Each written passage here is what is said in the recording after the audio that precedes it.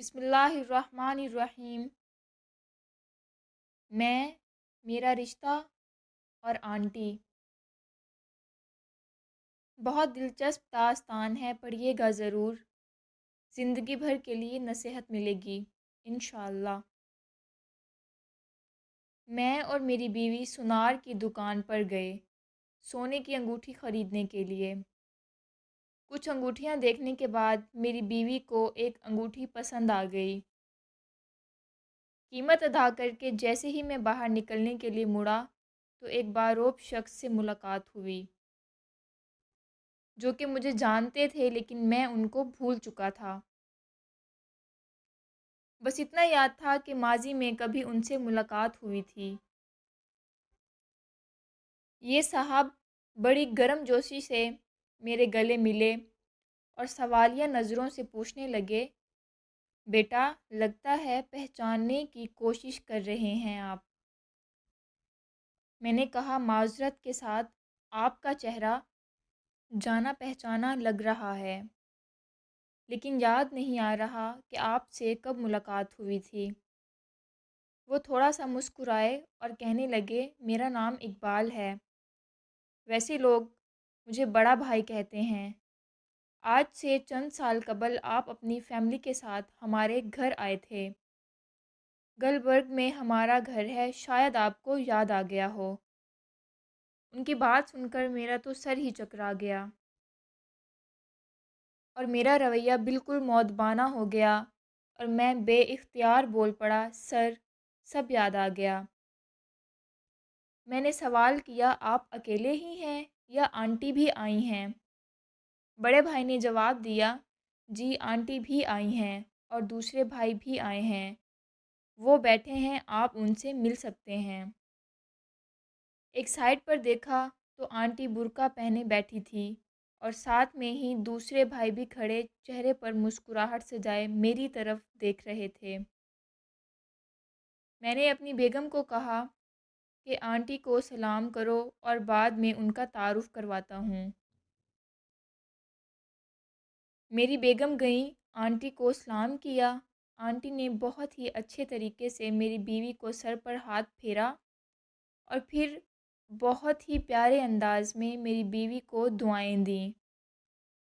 میں نے آنٹی کو بتلایا کہ یہ میری بیوی ہے اور یہ میرا 3 سال کا بیٹا ہے۔ آنٹی بہت خوش ہوئیں اور اپنے بیٹے کی طرف آنکھوں ہی آنکھوں میں اشارہ کیا، جس نے میرے بیٹے کی جیب میں 1000 کا نوٹ ڈال دیا۔ میں نے بہت اصرار کیا کہ یہ غلط ہے، لیکن آنٹی نہ مانی۔ کچھ ادھر ادھر کی باتوں کے بعد میں نے آنٹی سے آنے کا مقصد پوچھا تو آنٹی کہنے لگیں کہ اللہ نے میری بیٹی کو بیٹے کی نعمت سے نوازا ہے، اس لیے بیٹی کے لیے اور ان کے اہل خانہ کے لیے کچھ تحائف خریدنے آئی ہوں۔ میں نے پوچھا، آنٹی کون سی بیٹی؟ آپ کی تو تمام بیٹیاں شادی شدہ تھیں، صرف ایک کنواری تھی جس کا رشتہ ہم لوگ لے آئے تھے، اور آپ لوگوں نے کہا تھا کہ ابھی 5 یا 10 سال تک شادی کا کوئی پروگرام نہیں ہے۔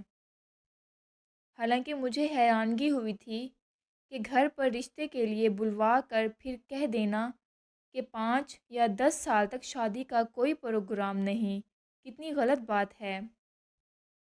آنٹی کو جیسے ایک جھٹکا لگا، لیکن وہ ایک سمجھدار خاتون تھیں، فوراً ہی سمجھ گئیں کہ بات کچھ اور ہے۔ پوچھنے لگیں کہ یہ بات آپ کو کس نے کہی تھی؟ میں نے کہا، والد صاحب نے کہا تھا۔ تو وہ کہنے لگیں، نہیں، بات دراصل کچھ اور تھی، لیکن آپ کے والد صاحب نے آپ کا پردہ رکھا تھا۔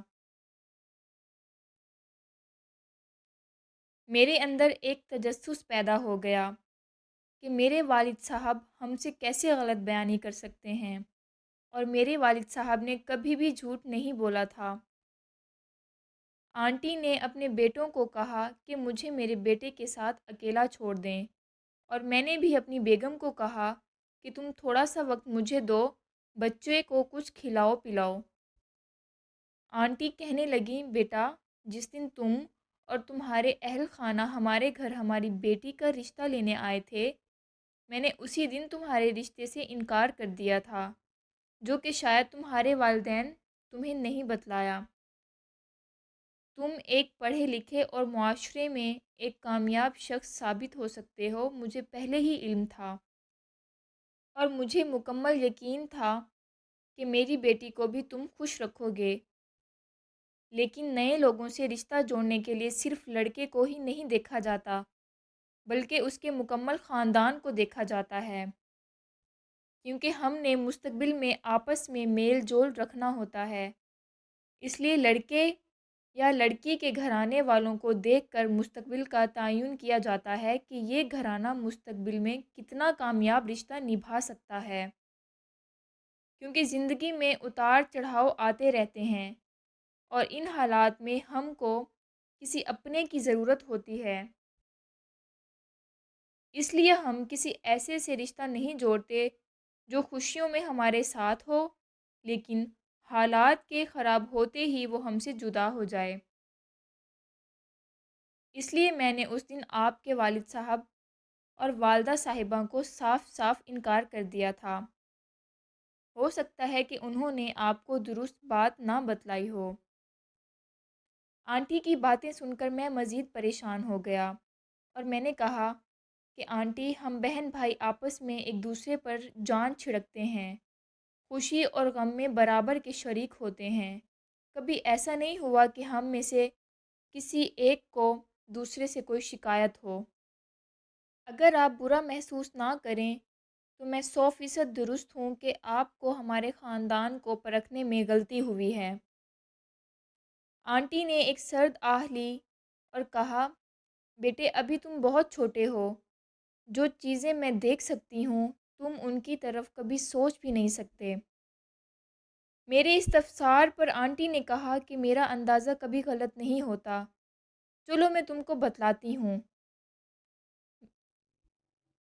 میں نے اپنی بیٹی کے لیے جتنے بھی رشتے دیکھے ہیں ان سے کچھ شرائط رکھی ہیں۔ جو بھی میری بیٹی کو دیکھنے آئیں وہ اپنے تمام بیٹوں اور ان کی بیگمات کو ساتھ لائیں۔ جو سب سے اچھے کپڑے ہوں وہ زیب تن کر کے آئیں۔ گھر کی عورتیں اپنے مکمل زیورات سے سج کر آئیں۔ اگر گھر میں ہر فرد کی اپنی اپنی گاڑی ہے تو وہ اپنی اپنی گاڑی میں آئیں۔ یہ شرائط بہت عجیب تھیں، لیکن بعض لوگوں نے اس کا یہ مطلب لیا کہ شاید ہم لڑکے والوں کی مالی حالت دیکھنا چاہتے ہیں، لیکن ایسی کوئی بات نہیں ہے۔ اب جب آپ کے اہل خانہ ہمارے گھر تشریف لائے تھے تو میں نے سب سے پہلے تمہارے دونوں بھائیوں کی گاڑیاں دیکھیں، جو کہ قدر مہنگی تھیں، جبکہ تمہارے والد صاحب کی گاڑی کی مالیت اتنی نہیں تھی جتنی تمہارے دونوں بھائیوں کی گاڑیوں کی قیمت تھی۔ اسی طرح پھر میں نے تمہارے والد صاحب کے کپڑوں کا جائزہ لیا تو مجھے محسوس ہوا کہ تمہارے بھائیوں کے جسموں پر سجے ہوئے کپڑے زیادہ مہنگے ہیں، اور یہی حال تمہارے والد صاحب کے جوتوں کا تھا۔ جب میں نے تمہاری ماں کے زیورات دیکھے تو ان کی مقدار بہت ہی کم تھی، جبکہ تمہاری دونوں بھابھیوں کے ہاتھ، بازو اور گلے زیورات سے سجے ہوئے تھے۔ پھر میں نے جب تمہاری بھابھیوں سے پوچھا کہ گھر کا کھانا کون پکاتا ہے تو تمہاری بھابھیوں نے کہا کہ ہم سب علیحدہ علیحدہ پکاتے ہیں، اور تمہارے والدین کا کھانا تمہاری بہن پکاتی ہیں۔ اسی طرح میں نے جب پوچھا کہ بچوں کو اسکول کون چھوڑتا ہے تو مجھے پتہ چلا کہ تمہارے دونوں بھائی اپنے بچوں کو خود چھوڑتے ہیں، جبکہ تمہاری بہن کو تمہارے والد صاحب کالج لے کر جاتے ہیں۔ جب میں نے یہ حالات دیکھے اور سنے تو مجھے افسوس ہوا ان بیٹوں پر جن کو پڑھانے کے لیے باپ نے اپنی ساری زندگی گنوا دی اور اس اولاد کو معاشرے کا کامیاب فرد بنایا، لیکن جب اولاد کی باری آئی تو اولاد والد کا سہارا بننے کی بجائے اپنی زندگی گزارنے پر رضامند ہو گئی۔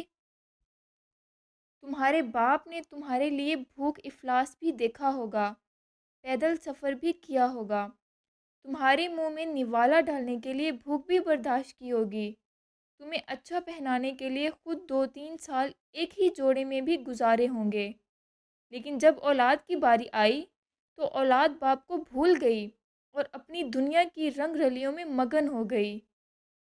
تمہارے بھائیوں نے خود تو نئی گاڑی لے لی، لیکن ان کو خیال نہ آیا کہ ہمارا باپ آج بھی اس پرانی گاڑی میں سفر کیوں کرتا ہے، کیونکہ اس پر ابھی بھی تمہاری بہن کی اور تمہاری ذمہ داری ہے۔ اس کا بھی دل کرتا ہوگا نئے جوتے اور نئے کپڑے پہننے کو، لیکن ہو سکتا ہے اس کی جیب اس چیز کی اجازت نہ دیتی ہو۔ لیکن تمہارے بھائیوں کی جیب تو اجازت دیتی تھی کہ اپنے باپ کے لیے اچھا لباس، اچھا جوتا پہلے خریدتے اور اپنے لیے بعد میں، کیونکہ یہ رویہ تمہارے باپ کا تھا۔ جب بھی اس نے کوئی چیز خریدنا چاہی، پہلے اپنی اولاد کا خیال کیا، بعد میں اپنا سوچا۔ اسی لیے میں نے یہ ساری باتیں اسی دن تمہارے والد سے کر دی تھیں۔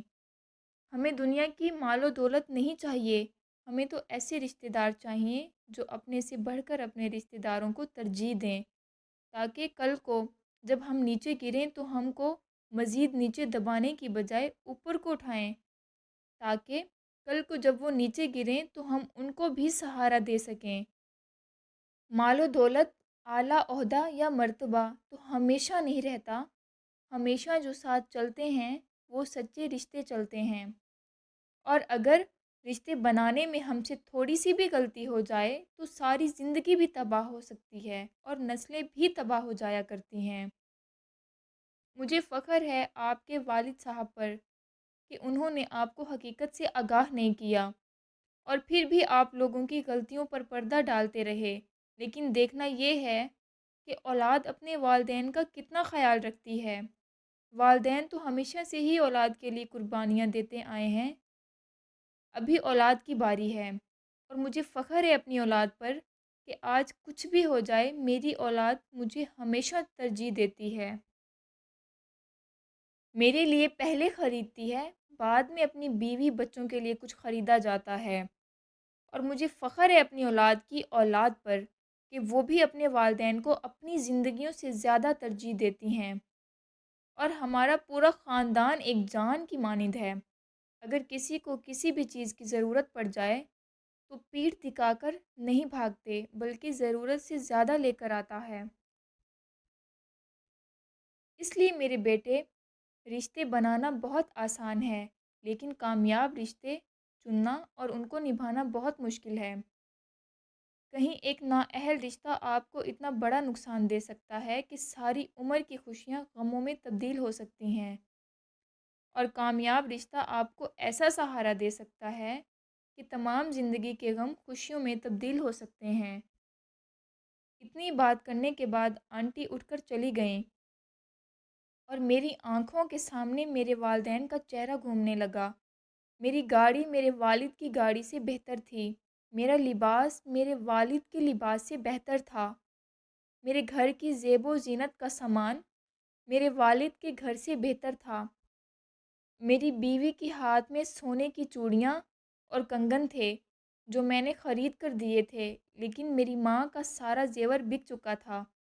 میں آج بھی گھر سے دفتر اور دفتر سے گھر، لیکن میرا باپ آج بھی اولاد کی ذمہ داریاں نبھا رہا تھا۔ میں نے آج بھی اپنی بیوی کے لیے سونے کی انگوٹھی خریدی، لیکن میرے ذہن میں میری ماں کا خیال کیوں نہ آیا جس نے میری شادی کے لیے اپنا زیور بیچ دیا۔ مجھے افسوس ہوا اپنے آپ پر کہ میں نے اپنے والدین سے زیادہ اپنی ذات کو ترجیح دی ہے۔ میرے والدین جنہوں نے مجھے سب کچھ دیا اور میں نے ان سے سب کچھ لے کر ان کو خالی کر دیا، لیکن کبھی انہوں نے مجھ سے کوئی گلہ یا شکوہ نہیں کیا۔ میرے والدین کل بھی عظیم تھے اور آج بھی عظیم ہیں، اور میں کل بھی ناکام تھا اور آج بھی ناکام ہوں۔ تو جی ناظرین، آج کی یہ سٹوری تھی۔ اگر آپ کو یہ سٹوری اچھی لگے تو لائک کریں، شیئر کریں، اور میرا چینل سبسکرائب کرنا مت بھولیں۔ تو ملیں گے نیکسٹ ایک سٹوری کے ساتھ۔ مجھے تب تک اجازت دیں۔ اللہ حافظ۔